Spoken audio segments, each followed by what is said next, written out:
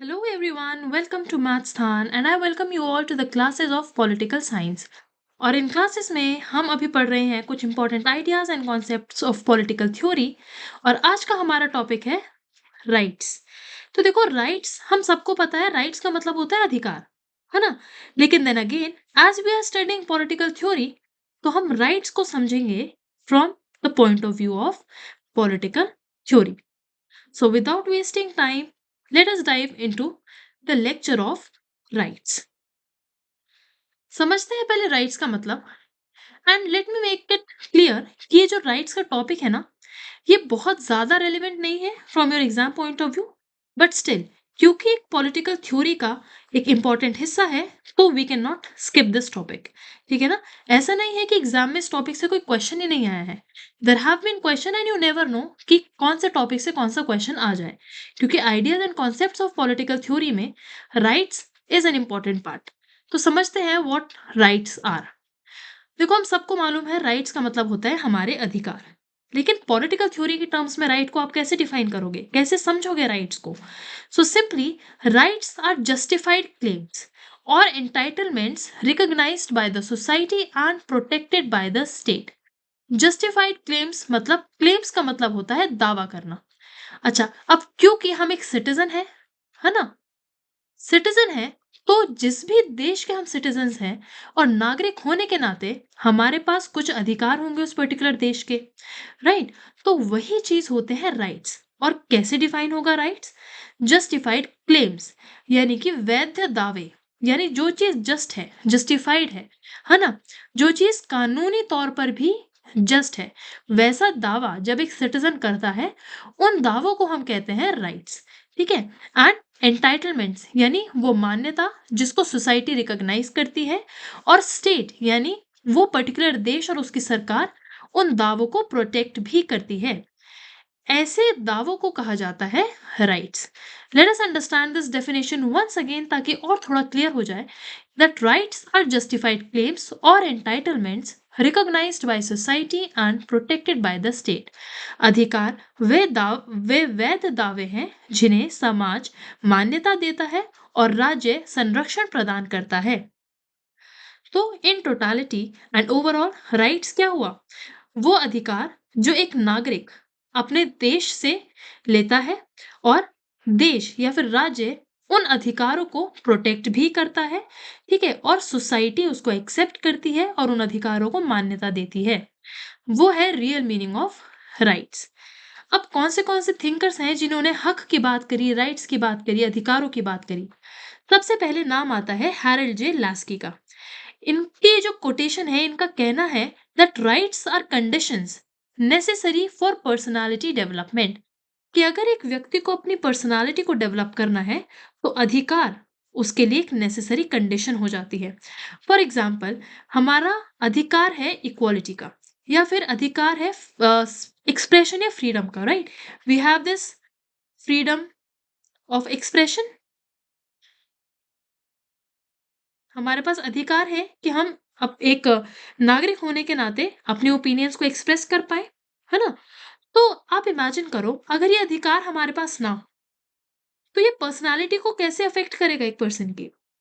Now let us से एक leader है, ठीक है? और वो काफ़ी ज़्यादा इन्फ्लुएंस रखते हैं, उनके बोलने का तरीका बहुत अट्रैक्टिव है, उनकी पर्सनैलिटी बहुत अट्रैक्टिव है। लेकिन अगर उनसे खुद को एक्सप्रेस करने का अधिकार ही छीन लिया जाए, तो क्या उनकी पर्सनैलिटी अफेक्ट नहीं होगी? बिल्कुल होगी। क्यों? क्योंकि जो चीज़ में वो सक्षम है, जो चीज़ वो अच्छे से कर सकते हैं, वो कर नहीं सकते। क्यों? क्योंकि उनके पास अधिकार नहीं है। इसीलिए हैरोल्ड जेलास्की कहते हैं कि राइट्स एक बहुत इंपॉर्टेंट और नेसेसरी कंडीशन है इंसान की पर्सनैलिटी की डेवलपमेंट के लिए। ठीक है? उसी तरह एक दूसरे थिंकर टी.एच. ग्रीन ये कहते हैं that rights promote moral development, कि राइट्स जो हैं वो हमारे उचित व्यवहार या फिर हमारे मॉरल्स को भी डेवलप करते हैं, है ना? अब ये कैसे हो सकता है? You can take any example, जैसे राइट टू इक्वालिटी है। तो राइट टू इक्वालिटी हमें क्या सिखाता है? कि हमें भाई सबको बराबरी से ट्रीट करना है ना? हमारे पास इक्वालिटी का अधिकार है, हमारे पास समानता का अधिकार है। यानी कि क्या? ये चीज हमें मतलब एक मोरालिटी भी तो सिखा रहा है, प्रमोट कर रहा है ना बराबरी, कि भाई किसी भी इंसान के बीच में आप डिस्क्रिमिनेशन नहीं कर सकते, चाहे फिर वो कोई सा भी बेसिस हो। यानी कि ना तो जेंडर के बेस पे आप किसी को डिस्क्रिमिनेट कर सकते हो, ना आप रिलीजन के या फिर कास्ट के बेसिस पर किसी को डिस्क्रिमिनेट नहीं कर सकते। तो राइट्स क्या करते हैं? मॉरल डेवलपमेंट को प्रमोट करते हैं, इंसान के विचारों को भी डेवलप करते हैं, इज़न्ट इट?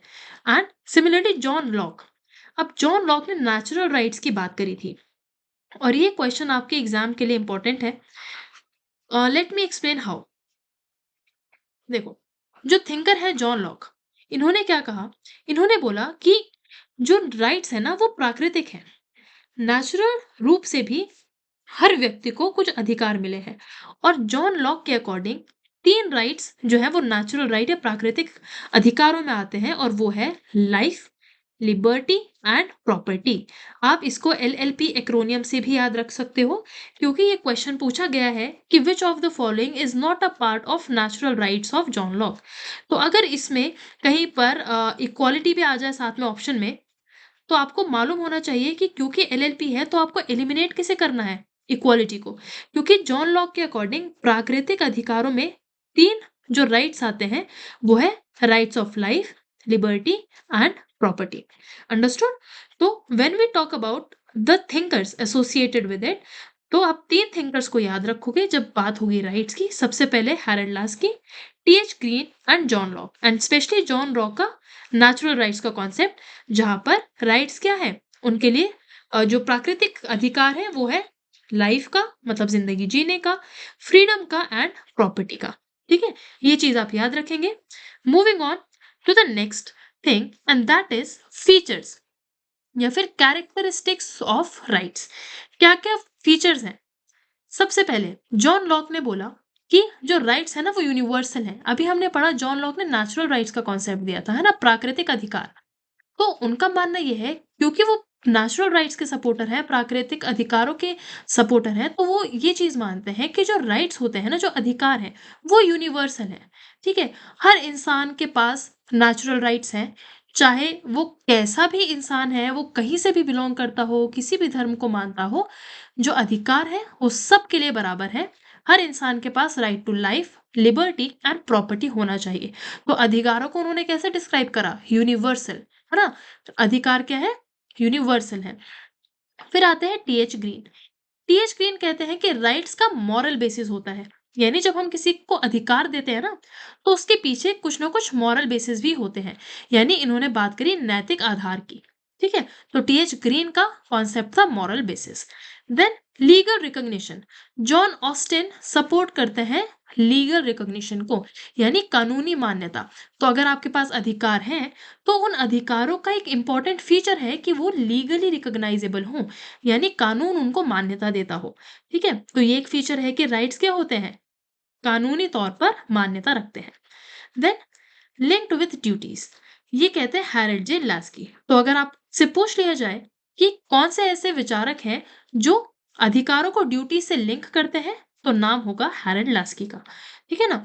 तो ये कहते हैं कि जो हमारे राइट्स हैं, अधिकार हैं, वो सिर्फ अधिकार नहीं है, वो कहीं ना कहीं हमारे कर्तव्यों से भी जुड़े हैं। ठीक है ना? तो हमारे राइट्स हमारे ड्यूटी से रिलेटेड है। Then next principle is essential for development, ये भी टीएच ग्रीन ने दिया था, है ना, मॉरल बेसिस। और कि किसी भी व्यक्ति के लिए, अगर किसी भी व्यक्ति को डेवलप करना है, तो उसके लिए राइट्स या अधिकार होना बहुत जरूरी है। अगर अधिकार ही नहीं होंगे, हमारे पास हक ही नहीं होंगे, तो फिर आप अपनी पर्सनालिटी को कैसे डेवलप करोगे? Isn't it? तो ये है कुछ फीचर्स या कैरेक्टरिस्टिक्स ऑफ राइट्स। नेक्स्ट, अब हम समझेंगे कितने प्रकार के राइट्स होते हैं। ठीक है, what are the types of rights? सबसे पहले नेचुरल राइट्स, प्राकृतिक अधिकार जो दिए थे जॉन लॉक ने, हम ये ऑलरेडी डिस्कस कर चुके हैं। तीन राइट्स उन्होंने डिस्क्राइब करे थे जब उन्होंने नेचुरल राइट्स की बात की थी।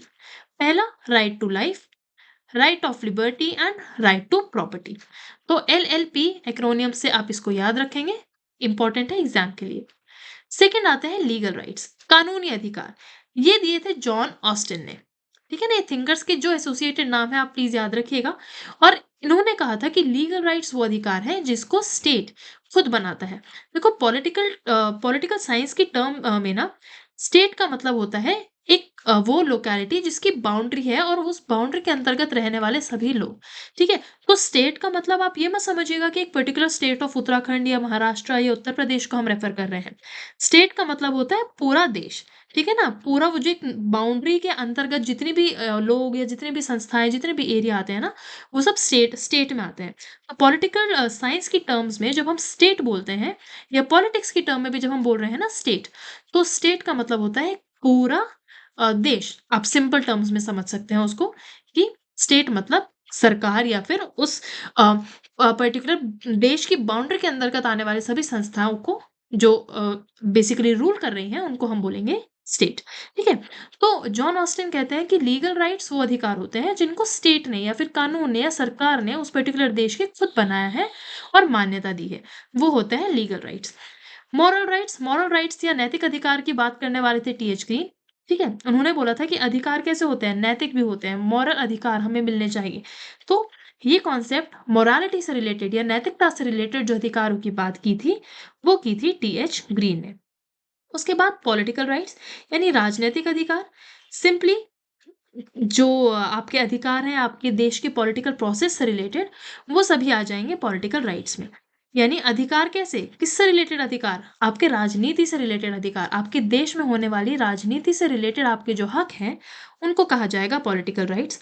कॉन्सेप्ट दिया था जेएस मिल ने, या आप कह सकते हैं जेएस मिल पॉलिटिकल राइट्स के बहुत बड़े सपोर्टर थे। इन्होंने सपोर्ट किया कि हर इंसान के पास लिबर्टी होनी चाहिए कि वो अपने देश की पॉलिटिक्स में पार्टिसिपेट कर सकें और पॉलिटिकल राइट्स लोगों के पास हों। फिर फिफ्थ आता है सिविल राइट्स। सिविल राइट्स यानी नागरिकों के अधिकार, और इसको प्रमोट किया था जॉन लॉक ने। सिविल राइट्स मतलब रिलेटेड टू सिटीजन्स, है ना? जैसे right to speech and expression, है ना? Right of association. तो as a civilian right of association की या फिर right to reside in any part of a country, कि आप अपने देश के किसी भी पार्ट में किसी भी स्टेट में जाकर रिसाइड कर सकते हो। तो नागरिकों को मिलने वाले जो राइट्स हैं, जो सिटीजन्स के राइट्स हैं, बेसिक राइट्स, है ना? कि आप नागरिक होने के नाते अपने देश में कहीं भी घूम सकते हैं, आप एक नागरिक होने के नाते अपने विचारों को व्यक्त कर सकते हैं, है ना? तो ये सारे जो सिटीजन से रिलेटेड जो सिविल राइट्स जिन्हें हम बोलेंगे, वो है, और इनको ये जो राइट्स हैं ये दिए थे जॉन लॉक ने। बेसिकली राइट्स दिए नहीं थे बट सपोर्ट किया था सिविल राइट्स को। ठीक।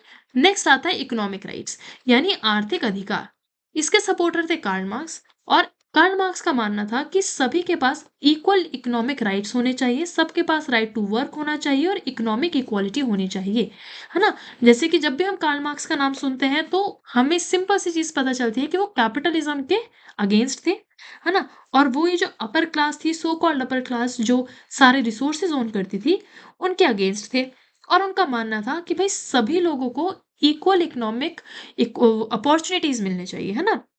कि ऐसा नहीं होना चाहिए कि कुछ परसेंटेज ऑफ रिच पीपल हैं जिन्होंने सभी रिसोर्सेज को संभाल रखा है और वो वर्किंग वर्किंग क्लास या फिर जो lower so called lower class है उनको एक्सप्लॉइट कर सके। तो कार्ल मार्क्स ने बेसिकली आर्थिक अधिकारों की बात करी थी और उनको सपोर्ट किया था। नेक्स्ट टाइप ऑफ राइट्स हैं social and cultural right. Again TH Green ने इनको सपोर्ट करा था, तो आपको समझ में आना चाहिए कि टीएच ग्रीन ने social and cultural right as well as moral rights या फिर नैतिक अधिकारों की बात करी थी और उनको सपोर्ट किया था। यानी सोसाइटी में सभी लोग बराबर हों, सोसाइटी में सबको इक्वल अधिकार मिले, किसी के साथ बायसनेस ना हो, है ना? एंड कल्चरल राइट कि हर इंसान के पास ये अधिकार हो कि वो अपनी डिस्टिंक्टिवनेस, अपने कल्चर को प्रोटेक्ट कर सके, उसे फॉलो कर सके बिना किसी के डर के। तो इतना अधिकार हर इंसान के पास होना चाहिए। ये चीज़ सपोर्ट करी थी टीएच ग्रीन ने। अच्छा, ये चीज़ आप नोटिस कर पा रहे होंगे कि जो कॉन्सेप्ट्स और आइडियाज़ हैं ना पॉलिटिकल थ्योरी के, जैसे कि idea of equality, idea of liberty, justice and rights, ये सभी आइडियाज एंड कॉन्सेप्ट एक दूसरे से इंटरलिंक्ड है एंड इंटरकनेक्टेड है, इसलिए हम इनको पढ़ते हैं।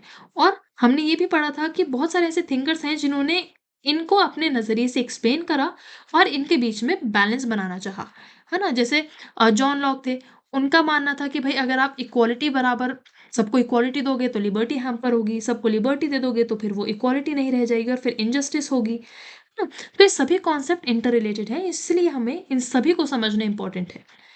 सो आई होप आपको अभी तक अधिकारों के प्रकार, टाइप्स ऑफ राइट समझ में आया होगा।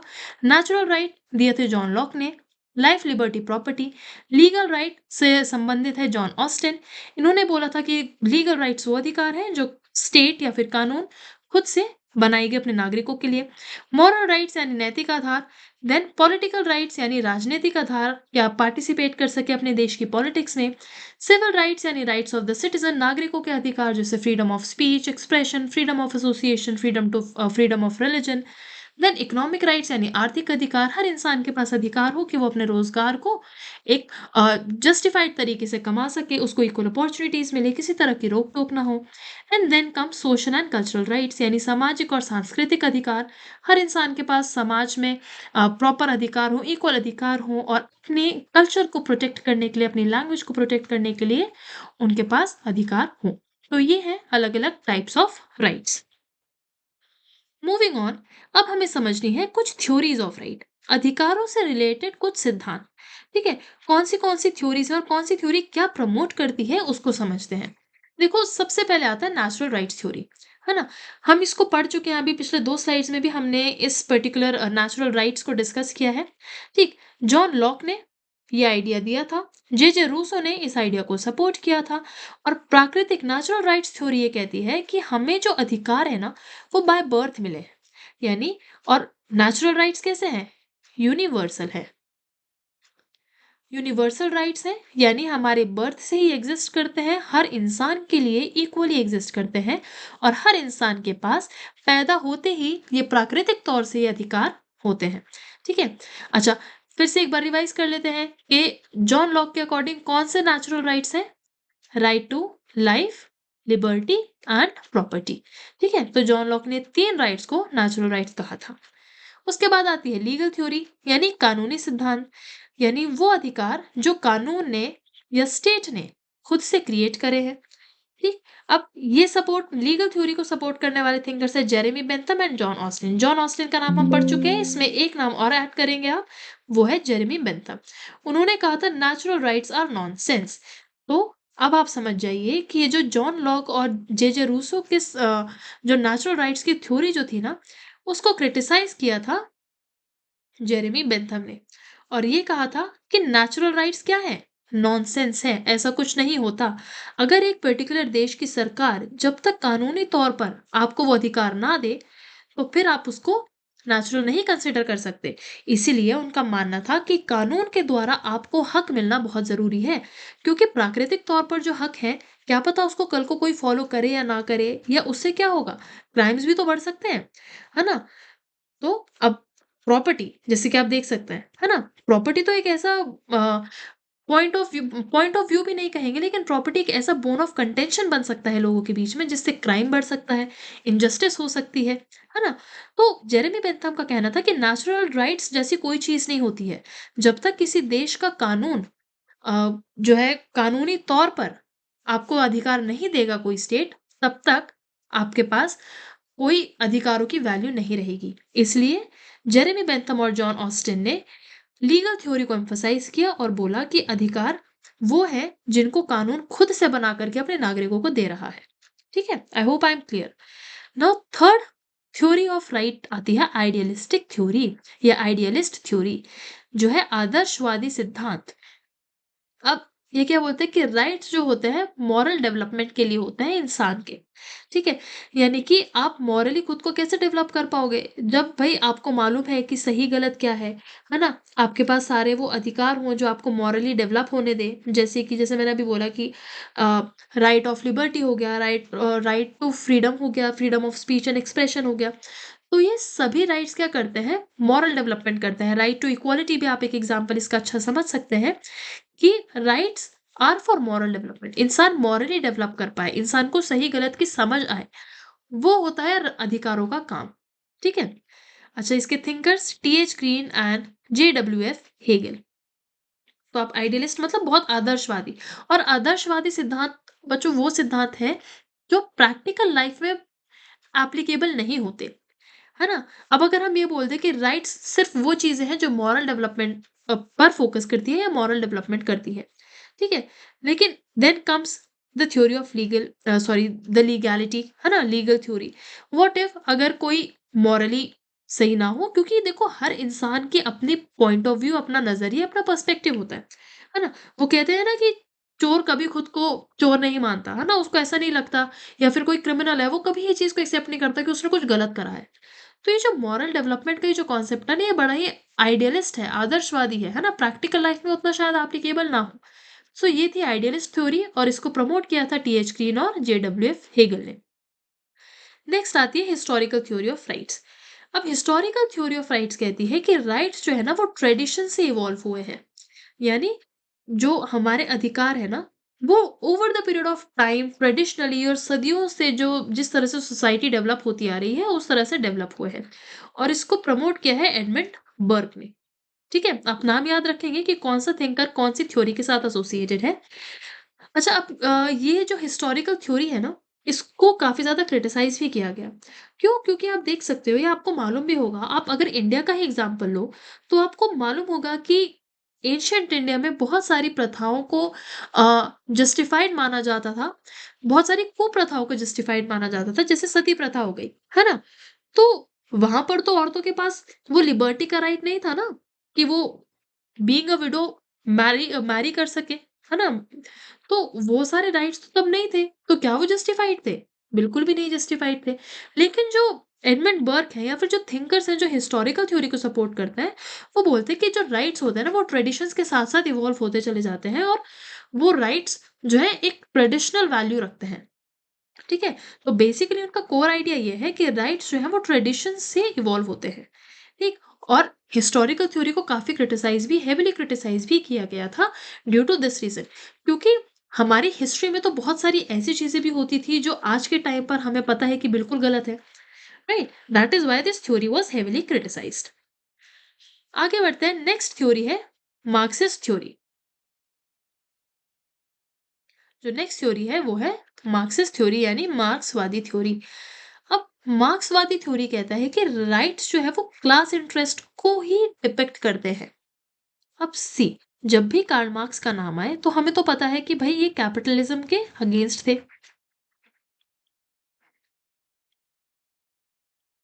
ये बोर्जुआ क्लास, या फिर जो रिच क्लास थी, हम इसको ऐसे समझ लेते हैं, rich class and the working class, ये रिसोर्स ओनर्स होते थे, है ना? और ये होती थी वर्किंग क्लास, जो काम कर रही है। तो ये बोलते थे कि जो अधिकार होते हैं ना, ये सिर्फ रिच लोगों के इंटरेस्ट को ही दर्शाते हैं, है ना? तो ये माना था मार्क्स का। ठीक है, वो कहते थे कि क्लास इंटरेस्ट झलकते हैं राइट्स में। अब फॉर एग्जाम्पल आप इसको इस तरह से समझ सकते हैं कि टैक्सेशन ही हो गया, है ना? तो अगर सरकार ये बोल दे, या जो स्टेट है वो ये बोल दे कि भाई टैक्स तो कंपल्सरी लेना ही लेना है, सबसे लेना है, वर्किंग क्लास से भी टैक्स लेना है, और रिच पीपल से भी टैक्स लेना है। तो अगर वो ये कहेंगे, जो मार्क्सवादी होंगे, जो मार्क्स कार्ल मार्क्स होंगे, वो ये बोलेंगे कि भाई पेइंग टैक्स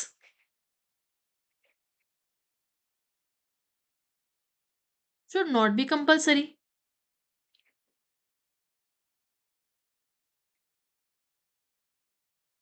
और वो ऐसे डिफाइन करेंगे कि पेइंग राइट्स, या फिर जो मतलब जो वर्किंग क्लास के लिए, वो बेसिकली ये कहेंगे कि भाई टैक्स देना या टैक्स देने से मना करना भी वर्किंग क्लास का एक अधिकार होना चाहिए। Are you getting my point? तो मार्क्सिज्म जो कहता है ना, ये जो कार्ल मार्क्स थे, उन्होंने सोसाइटी को पूरी तरह से या काफी हद तक एक इकोनॉमिक नजरिए से देखा, एक आर्थिक परिस्थितियों में रख करके देखा। ठीक है, और उसी तरह से उन्होंने हर एक कॉन्सेप्ट को अपने डेवलप किया। And similar is the concept of rights. तो मार्क्स के अकॉर्डिंग राइट्स जो है वो क्लास इंटरेस्ट को दिखाते हैं, दर्शाते हैं। तो जहां भी मार्क्स का नाम आए, या फिर क्लास स्ट्रगल आ जाए ना, वर्ड आपको क्लास इंटरेस्ट नजर आए, तो आप समझ जाना कि we are talking about Marxism here. Understood? So अब कुछ चीजें जो हम रिवाइज करेंगे, specially revolving around the thinkers. सबसे पहले जॉन लॉक, इन्होंने बात करी थी नेचुरल राइट्स की। ठीक है, नेचुरल राइट्स कौन से लाइफ, लिबर्टी एंड प्रॉपर्टी। उसके बाद नेक्स्ट, जेरेमी बेंथम।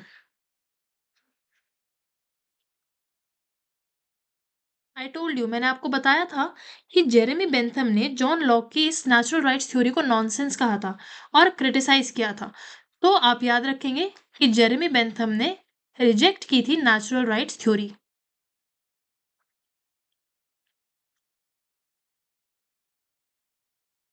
ठीक है, और इन्होंने सपोर्ट किया था लीगल थ्योरी को। Only legal rights matters. उसके बाद नेक्स्ट आते हैं जे जे रूसो।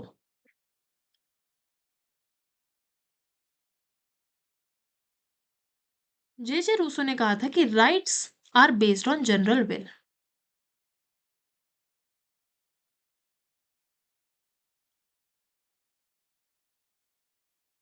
हमने प्रीवियस लेक्चर में भी जब जे जे रूसो को डिस्कस किया है तो हमने दो टर्म्स जे जे रूसो से रिलेटेड डिस्कस करी है। पहली है जनरल विल और दूसरी है, मैं यहां लिख रही हूं, पॉपुलर सोवरेग्निटी। यानी लोगों के हित में, या जो लोगों की मर्जी आप कह सकते हैं, कि वहां की जो जनरल विल है, जो लोगों का एक साथ होकर के जो लोगों का मानना है, वही आप राइट से भी एसोसिएट करेंगे कि राइट्स जो है, जो अधिकार है ना, वो भी लोगों की जनरल विल पर डिपेंड करते हैं। ठीक है, तो ये था जे जे रूसो के बारे में। दो की टर्म्स है, general will and popular sovereignty when it comes to J J Rousseau. उसके बाद Karl Marx, as already told, है ना, उन्होंने बोला कि कैपिटलिज्म के अंतर्गत राइट्स जो है ना, वो बड़े ही फॉर्मल है और रियल नहीं है। क्यों? क्योंकि वो वर्किंग क्लास का फायदा नहीं कर रहे। तो उनके अकॉर्डिंग जो अधिकार भी है ना, वो भी किसका फायदा कर रहे हैं? सिर्फ कैपिटलिस्ट क्लास का, या फिर रिच क्लास का, या फिर बोर्जुआ क्लास का ही प्रॉफिट हो रहा है। तो मार्क्स के according rights under capitalism, rights under capitalism are formal and not real। यानी कि ये सिर्फ एक, जिसे कहते हैं ना, सिर्फ एक खाना पूर्ति करना, सिर्फ फॉर्मेलिटी के लिए ये अधिकार बनाए गए हैं, लेकिन ये वर्किंग क्लास का फायदा नहीं कर रहे हैं, सिर्फ और सिर्फ फायदा कर रहे हैं कैपिटलिस्ट का या फिर रिसोर्स ओनिंग क्लास का। ठीक है ना। Next, Hegel, JWF Hegel. अब हेगल क्या कहते हैं? हेगल कहते हैं कि राइट्स वो है जो कानून बनाए। यानी इन्होंने किसको सपोर्ट करा? लीगल राइट्स को, या फिर कानूनी अधिकारों को इन्होंने सपोर्ट करा। ठीक है, उन्होंने बोला कि इंडिविजुअल जो है वो अपने आप को तभी रियलाइज कर सकता है, तभी फुली डेवलप कर सकता है, जब कानून उसको प्रोटेक्ट करे और कानून उसको अधिकार दे। ठीक है ना। उसके बाद TH ग्रीन। अब हमने पढ़ा था कि इन्होंने मॉरल राइट्स की बात करी, moral plus socio cultural rights की बात करी, सोशो इकोनॉमिक, सॉरी, कल्चरल भी वैसे सही वर्ड है, सोशो कल्चरल और economic, you can consider both.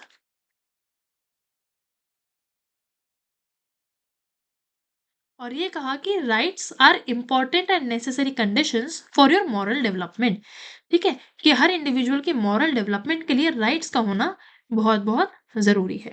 ठीक है, तो राइट्स से रिलेटेड ये 6 थिंकर्स आपको मालूम होने चाहिए।